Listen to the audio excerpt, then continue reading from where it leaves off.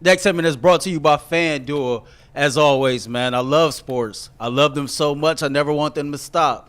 But as the playoffs wind down, we get fewer games, and the sports aren't sportsing like I want them to. But FanDuel lets me keep the sports going whenever I want. All I have to do is open the app and dream up bets anytime I'm in the mood. This summer, FanDuel is hooking up all customers with a boost or a bonus daily. That's right, there's something for everyone, every day, all summer long. So head over to FanDuel.com/UCSS and start making the most out of your summer. FanDuel, official sports betting partner of Major League Baseball. All right, guys, yesterday the Cavs made a move. Well, they didn't bring anyone in. They didn't trade anyone out. Well, they did give Jarrett Allen a 3-year, $91 million extension, which now ties him to the Cleveland Cavaliers for the next 5 years at $131 million in total the next 2 seasons. So this season and next season, he's making his $20 million annually, which was from his previous contract. Then the 3 seasons after that, 2026, 2027, 27-28, and 28-29. He's making $30.3 million on an annual average basis. Tyvis, Jason, when you saw the news, what was the first thought that ran through your mind now as the Cavs have locked in their core together for the at least foreseeable future, Jason? Well, I have ADD, so my thoughts go all over the place. My very first thought was doubling down on the 2 big lineup. My second thought was, oh, and if that doesn't work, they can easily trade this contract. And my third thought was, and if it does work, they are sailing directly into the wins that the NBA is trying to prevent from happening. They will have, if Jarrett's here for the duration of this contract, if he's, let's say he's here in year 3, whatever, they're going to have 4 players on max deals. Well, Jarrett's not a max deal. The 30, I thought it was a max, was it not? No. It's the 8th highest annual average salary. Anthony Davis. All right, see, that's what you get from me coming home from vacation last night. Yeah, it's not a max deal. No. So he's going to be making, what is it, 30? All right, it's $30 million. It's the 8th highest annual average for a center. It's about half of what Anthony Davis makes, which is a max. See, I thought he was getting a max. No, not I literally was driving home from the beach last night. We talked on the phone right after this happened, and you were driving home from the beach. I can't confirm, but it is not a max deal. But you're still going to have 3 guys on a max deal and a 4th guy making $30 million yes. To where they're going to be into the apron conversation now. I told you yesterday, in the first year where the extension kicks in, their starting 5, Garland, Mitchell, Strus, Mobley, Allen, will be costing the Cavs $175 million, just the starting 5. The first apron of the luxury tax that year and the projected salary cap projections from Spotrac is $187 million that year. They're $12 million under with 5 guys from the first apron. So the key in all this is obviously the second apron. And the one thing that the NBA has done, we've talked about on the show, once you hit second apron status, they strip you of abilities to remake your roster. Can't trade picks, can't sign buyout guys. It's extremely difficult to trade. So if you get to the second apron and you have holes, you're in a lot of trouble. Yep. So what the Cavs, from it looks to me, what the Cavs are doing is they're trying to assemble their entire roster before they get into, or at least have the foundation of something in place before they get to second apron stat. And we're talking 2-3 years down the road. Like, this is not for next year. This is for into the future. But they want all of these pieces already in place, because once you hit those thresholds in the tax, it's very difficult, and the Phoenix Suns are going through this now. It's very difficult to remake your roster on the fly. So you better have your house in order when you get there. I had a different first thought, but I want to hear, Tyvis, what you thought. Well, my first thought is I thought of Jason Lloyd. That's him telling me, well, yeah, the Cavaliers really believe that they're there. They think that they got it with this core 4. And I don't think that they're going to trade anybody. That's what I thought about. And I was like, dang it, he was right.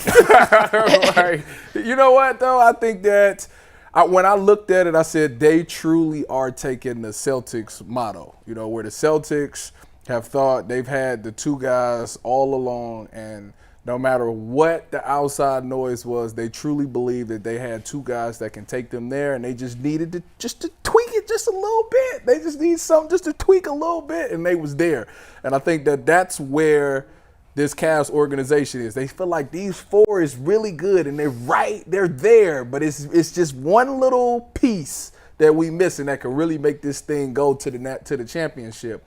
And I think they're committed to just trying to find that one little tweak, whether that's Strus or maybe it's Jalen Tyson or somebody like that. I don't know, but to me, they are committed to the core four no matter what, and they want to see this thing through. So my first thought, I really had two first thoughts, and I did a whole Ultimate Cavs stream, just a real quick 10-minute one yesterday. You can see the in-depth thoughts if you want to go check that out. But first and foremost, in today's NBA, with the market value of how centers are getting paid, $30 million average for Jarrett Allen is another great contract. He was on arguably one of the best contracts in basketball with his 5-year, $100 million deal, and this 3-year, $30 million extension is a increase in pay, but right in line with where Jarrett Allen should be getting paid. These are the top 10 centers in annual average value per year. You ready for this? And you tell me if you think where Jarrett Allen falls in is in the right spot. Anthony Davis, number one, $58.4 million. Jokic, second, $55.2. Bam, third, $55.1. Cat, $55 million. Embiid, $53.3. Significant drop-off. Then you have number 6, Gobert, $41 million. DeAndre Ayton, $33 million. Jarrett Allen, 8th at $30 million. Hartenstein, 9th at $29 million. And then Nick Claxton at $25 million next. I would have put him above maybe 1 or 2 in front of Ayton, but it's right in the right range. Like he's getting I'd paid. put him above Ayton for sure, and probably Gobert, maybe. So 1 or 2, but he's right in the right range of where he should be getting paid. Got So the player of the year. yeah, so. but whatever. He's in the right range. Ayton signed the contract a year earlier, and he, in theory, he signed the max earlier. This wasn't the max deal, so he's getting paid his fair value. I look at this from 2 different perspectives. On the one hand, if Jarrett Allen and Evan Mobley prove they can work together under Kenny Atkinson's system, you now have a valuable center who's a top 10 center in today's NBA on a very reasonable contract for the next 5 years. And if it doesn't work and you come to the conclusion that Jarrett Allen and Evan Mobley can't fit together in the front court, you now have a player on a long-term deal at a very reasonable price who has more trade value today than he did yesterday before the extension. Because on that contract, he just naturally has more value to the team he would be going to than if he was an expiring contract the following season. It feels like the Cavs are doubling down that all their issues last year were coaching and not personnel. It was a coaching issue. It wasn't a roster issue. That's with all these moves and these extensions, keeping the core four together, not making any extremity moves to improve the roster on the fringes. It looks like Kobe Altman in the front office is saying this was a JB problem, not a roster construction problem. And Kenny Atkinson, you're going to get at least till the trade deadline, if not a full season, to see who fits together, who works in your system, who doesn't. And now we have contracts that are more palatable to trade, especially if we're going to go big fish hunting. It's a lot easier to pair Jarrett Allen at $30 million plus a Niang or a LeVert or someone else to reach those other max salaries than it is when Jarrett Allen's making just $20 million a year. But you can't trade him because Donovan said that he want him to be here. So well, Donovan's going to get a front row view to see how these players fit into the system. And if they don't fit, you got to make moves. Donovan said that Jarrett Allen's going nowhere. So is that an unfair assessment, Jason? That no, I think they are saying out loud without saying it. Kenny's going to fix this. Kenny Atkinson, and we'll see. Well, they ain't got no choice. We'll see. They still don't have a playmaking dominant wing at the most important position in the game, so they're still playing a little bit backwards, which is the way this is constructed. We'll give him a chance. We'll see what Kenny Atkinson can do. They have not hid the fact that they're going to put the ball in Evan Mobley's hands. They can change the offense, make him more of a focal point in a larger piece, and we'll see if it works. And if it does, they've got their foundation in place. Yeah. Were you surprised by this move at all? Like, did it catch you off guard that they did give him the extension? I was surprised from Jarrett's standpoint at first because with 2 years left, I thought he would wait until he had 1 year left to re-up just because of the more money on the back end. But then I talked to our cap guy. I just texted him real quick last night, and he said it really wouldn't have made that much of a difference. So I guess it's one of those moves that in hindsight, it makes sense to do it, especially because Jarrett, the Cavs were thrilled to get him on the first deal. It was a straight 5-year, $100 million, $20 million a year. No kickers, no options, no trades, nothing like that. Turned into one of the best contracts in basketball. It was just a straight contract. and he's very easygoing. Yep. And obviously, it was easy to get another deal done. And I mean, listen, we have to point out the story that we wrote after the Boston series about The shot and everything else. Obviously, there were people that we spoke to within the organization that were frustrated with him. But clearly it did not rise to the level of being willing to commit to him long term. Well, I think for him, don't you think that this would have been the perfect time for him to negotiate the deal? Because now that Kenny's coming in here, his offensive numbers may go down because of his role. You don't know how it's going to affect him. His numbers. Well, he's not a guy you ever run offense through. You're never gonna run a play for Jarrett Allen. But I hear what you're saying. But they're not paying him for what he provides on the offensive end. Like he's one of the cleanup guys. Yeah, he's a cleanup guy around the basket. He's gonna get putbacks, rebounds, putbacks, dump offs. But you're not going to run anything through him. His presence is on the defensive side. They need to run something through in the offense. The teams are never expecting. Well, that's the one caveat to this deal. That I'm not surprised they did it because it makes sense from both sides. It's a team-friendly deal for the Cavs, and it makes sense for Jarrett Allen to get your money, get paid, get that locked in. Selfish. It's not selfish because he didn't take the max. That's true. He actually You're right. he definitely cannot be considered selfish in this case. But when the Cavs gave Evan Mobley that rookie max extension, Jason, you and I hopped on the show. We talked about, well, hey, Kenny Atkinson he said it without saying it. He actually went out there and said it and said, I was kind of brought here to help Evan Mobley reach superstar status. Yeah. And after seeing the Boston series and just knowing how the modern NBA works, there are legitimate questions if Mobley can reach that quote-unquote superstar status playing the 4 instead of the 5 with another non-shooting big next to him. And this does bring up the question, and I think we're going to get a year's runway with Kenny Atkinson to try and get a definitive answer.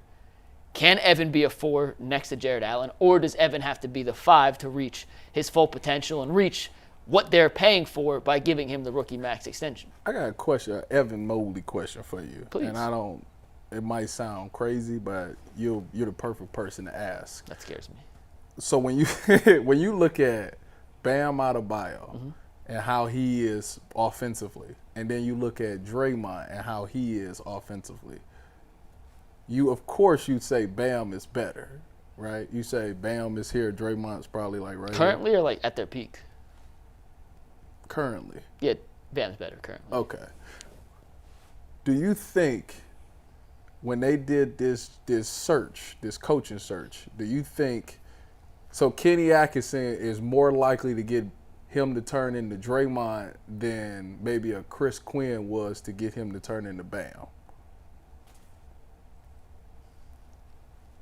I mean, I know it's a weird question, but it was on my mind, and they're used in different ways, and I'm trying to think of how to articulate this in a. You could just say it because I'm not dumb. No, I'm not. No, I'm just trying to think of a way to like. Bam initiates offense Yeah, he pushes for the Heat. Yeah, he does. And Draymond does to an extent, but Draymond's more of a fulcrum they run offense through. Okay. If that makes sense. Okay. When the Warriors run offense and they use Draymond as the hub, of the 10 plays and I'm just using make-up numbers.